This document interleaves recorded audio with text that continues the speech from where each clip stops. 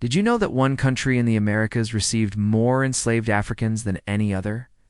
It might not be the one you think.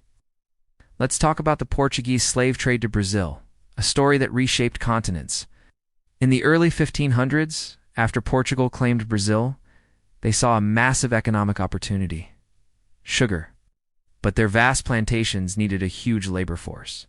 Initially, they tried to enslave the indigenous population, but disease and violence decimated their numbers. So Portugal turned its sights to Africa, kicking off one of the largest forced migrations in human history. Over the next 350 years, an estimated 5 million Africans were stolen from their homes, primarily from regions like Angola, Congo, and Mozambique. Portuguese traders, often with the help of local intermediaries, captured men, women, and children. They were packed onto slave ships for the horrific journey across the Atlantic known as the Middle Passage. Conditions were brutal, overcrowding, starvation, and disease were rampant. Countless lives were lost before they even reached shore. The survivors were sold in major Brazilian ports like Salvador and Rio de Janeiro, destined for a life of hard labor on sugar plantations, in gold mines, or in wealthy households. The conditions were inhumane, but their spirit was never broken. Enslaved Africans resisted in countless ways. They led revolts, sabotaged equipment, and escaped to form their own free communities called quilombos. The most famous of these, Palmares, stood for nearly a century as a powerful symbol of resistance.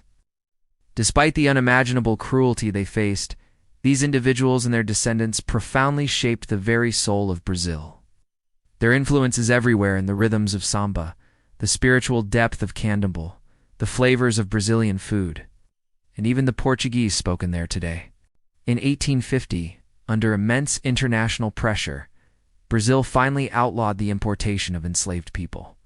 However, the institution of slavery itself wasn't abolished until 1888 with the Golden Law, making Brazil the very last country in the Western Hemisphere to do so. The legacy of this era is deep and complex. It's a story of immense suffering and exploitation, but also one of incredible resilience, cultural survival, and resistance. Understanding this history is crucial to understanding modern Brazil, its vibrant culture, social fabric, and its ongoing struggle for racial equality. Thanks for watching. If you found this history insightful, please consider liking this video and subscribing for more stories that shape our world. See you next time.